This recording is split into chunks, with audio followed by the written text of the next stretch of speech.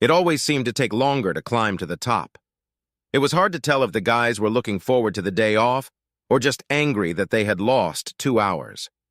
2 hours into the 12-hour shift, the methane alarm went off. I still had the 4 checkers and their detonators in the yellow bag hanging on my shoulder. No blasting was planned for tonight, and now I was tied to the bag again. The warehouse where they kept the dynamite under lock and key would remain open for exactly as long as it took for the guards to check their daily ration. I would take the yellow bag home with me again. It was a real pain in the ass, but the difference in pay made up for the inconvenience. So I grabbed my clothes from my locker and headed for the door. I could make out the gray clouds billowing over the mountains to the east. By the time I crossed the parking lot, Marty had already warmed up the truck and was ready to go. Damn it, Travis. I don't understand why you can't get an old beat-up truck for you to drive. You know I can't afford it, because I'm paying for Donna's Mustang. I'm living in the poorhouse. It's not easy to feed 3 kids and support a wife who demands a lot of money. You're the most submissive guy I know. She's had you wrapped around her finger since elementary school. Marty was right. Donna became attached to me when we were both kids. She was pushy and bossy, but she was the prettiest girl in the whole neighborhood. I put up with all her crap just to be with her. Somehow it got out of hand. As soon as we pulled out of the parking lot, it rained relentlessly. It was a dark, cold rain. You could tell it was going to continue for most of the night. The only good thing the rain did, in my opinion, was to wash away the coal dust from the world. Of course, the farmers thought otherwise. The wipers on Marty's old F-100 flapped hard and left big streaks on the windshield. The crack on the passenger side, as usual, started leaking onto the dashboard. Yes, it was just what I needed, an old, shabby truck. It was only a 15-minute drive to the trailer park. When it rained, the whole place turned to mud. It would be nice if they would at least sprinkle gravel on it every once in a while. All we needed was a down payment to drive out. The problem was that every time I put some aside, Donna found something to spend it on. I'll pick you up this time tomorrow. Thanks, Marty. Marty and I grew up together. Neither of us planned on working in the mines, but it ended up this way. He was going to join the Air Force, but they wouldn't take him without a high school diploma. I wanted to be a certified auto mechanic. That didn't work out either. Listen, Travis, where's the Mustang? It's hard to miss a bright yellow car except when it's not there. I just shrugged and walked through the door as he drove away. When I walked in, all 3 of my sons were sitting on the floor in front of the TV. Where's your mom? Todd, an 8-year-old boy, just looked at me and shrugged. When did she leave? About 10 minutes after you left for work. I got the distinct feeling that I was interrupting their TV watching. What was she wearing? Her red dress. One thing I knew for sure, she wasn't wearing that dress to go to the supermarket. It was low-cut and went up to her knees. I have to say, she looked good in that red dress. I put the canned goods in the refrigerator. Tomorrow will still be good. Did your mom feed you before she left? Todd was the only one who answered my questions. No, I made dinner. What did you guys eat? Cocoa Puffs. All 3 of us seemed to be glued to the TV. It was obvious that I was an unwanted distraction. In my opinion, Todd wasn't old enough to keep track of himself, let alone his younger brothers. Terry was 6 and Sean was going on his 3rd year. Todd, if you get a chance, put clean pants on Sean. It's pretty obvious he peed his pants. I could hardly believe a 3-year-old hadn't been potty trained yet. Donna was the kind of mother who believed children should be raised on their own. I had a quick beer and went to take a leak. It was pouring outside, but I had an overwhelming urge to go look for my wife. I wondered where I'd find her tonight. 4 years ago, everything was fine. Donna had started seeing her friend Martha Lou. At first, it was only once a week while I stayed with the 2 boys. While she was pregnant with Sean, the relationship slowed down a bit, but it resumed after he was born. When I worked the night shift at the mine, she had a babysitter come over while I worked. About 6 months ago, she started leaving them alone. Marty was right about one thing. I was in a subservient relationship. The whole time I was with Donna, I let her call the shots. She always made the decisions about what we would do and where we would go. I really had no say in anything. She was such a pleasure to be around that I was willing to endure anything to make her happy. I think that was my problem. The best part of our relationship was the sex. I had more sex than any other guy I knew, and it was good sex. To be honest, I did try to limit her extracurricular activities, but failed miserably. Donna's dad had been a deputy sheriff when we got married and was elected to the county sheriff's office shortly thereafter. He never liked me. He made it unequivocally clear to me that I wasn't good enough for his only daughter. I realize now that he was right. I couldn't provide for her the way she demanded. One night, before she was even pregnant with Sean, I went to one of the local pubs and tried to get Donna to come home with me. I made no secret of it. Her father showed up less than 10 minutes later. Donna's father was a large man and belligerent as hell. He pinned me against the wall in the middle of the bar and informed me in front of 100 people that if I ever touched his daughter again, he would beat the shit out of me. Donna managed to calm him down, and she did indeed leave with me. That was the last time we discussed her running around. After Sean was born, she seemed to enjoy doing it just to piss me off. A famous person once said, "All people live in quiet desperation." I don't know who he was, but he was a smart guy. I looked at my 3 sons lying on the floor and decided I didn't want to do it anymore. It was still raining. "Mom, it's Travis. I need you to do me a favor." Mom and I had always been on good terms except when it came to Donna. She had a sixth sense and never really bonded with my wife.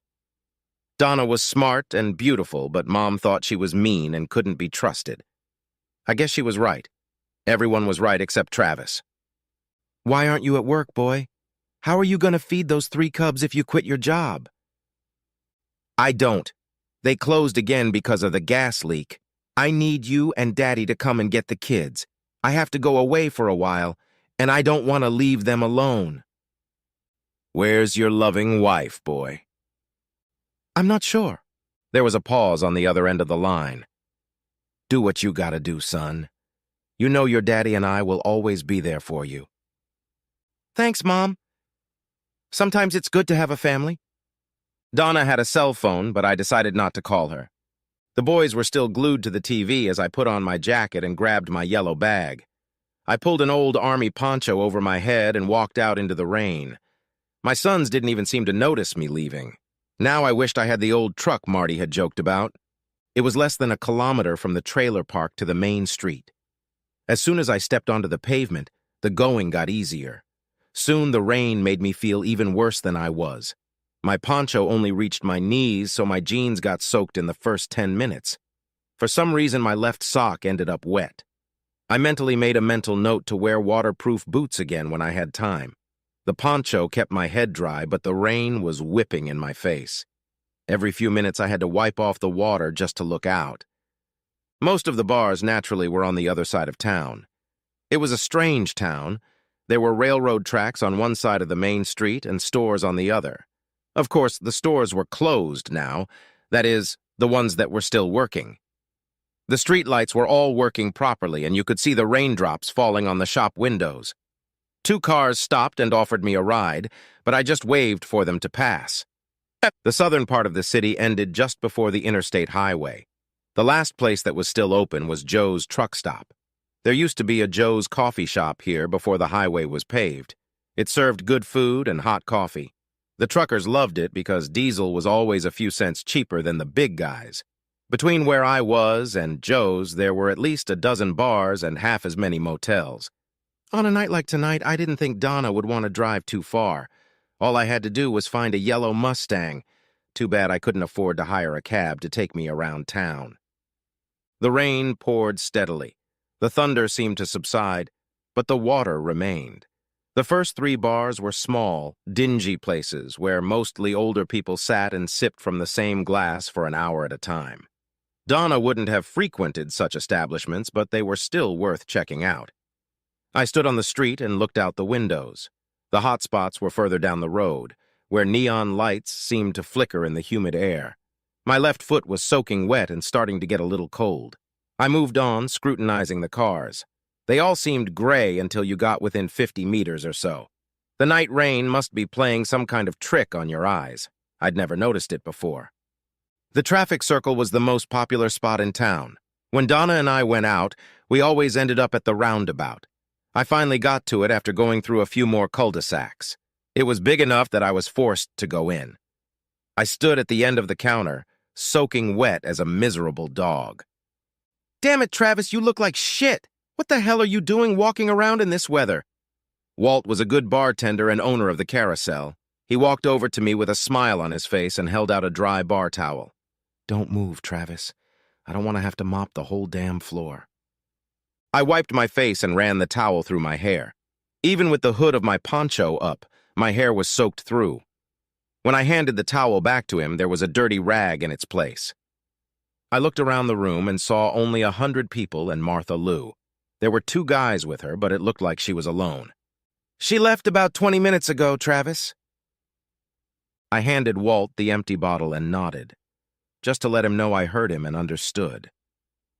"She was with Alvin Pittman. He usually goes to Whispering Pines because they have a parking lot out back."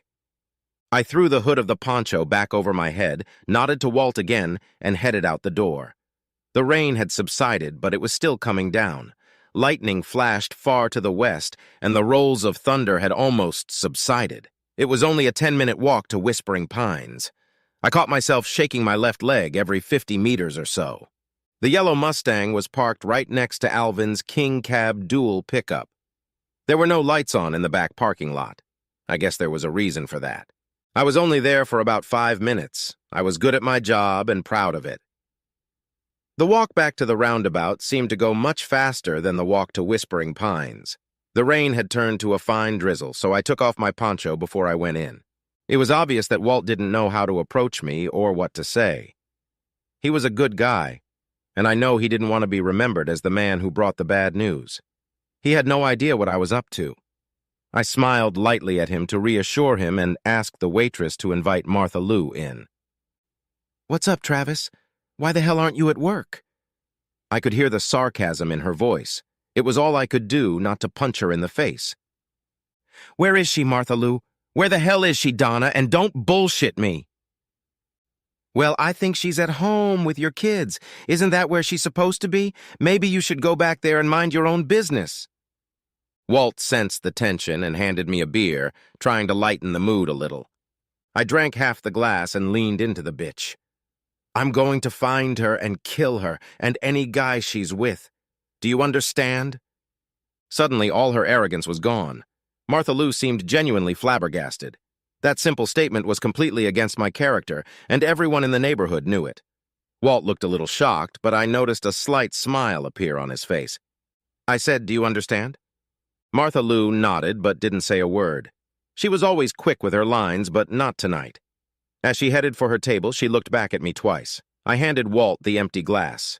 He insisted on shaking my hand before he left. He'd never done that before. Across the room, Martha Lou was frantically talking on her cell phone. I picked up the poncho outside the door and tossed it, along with an empty yellow bag, into the trash can next to the bar. I wasn't trying to hide anything because I wasn't going to stay here. I was sure the mine was going to go to hell for unaccounted dynamite, but I wasn't going back there. So I figured I had about 10 minutes to get to the truck stop if I walked fast. The Joe's was busy as usual. The asphalt was still wet, but the damn rain had stopped. I had to talk to 3 drivers before one of them offered me a ride. Houston seemed like a wonderful place to me. Just as we pulled onto the highway, there was a loud explosion about half a kilometer away. We watched as an orange balloon and black smoke rose upward, which were visible even in the dark. My driver uttered a few words that I seemed to have missed. He didn't notice the smile on my face as I looked out the window.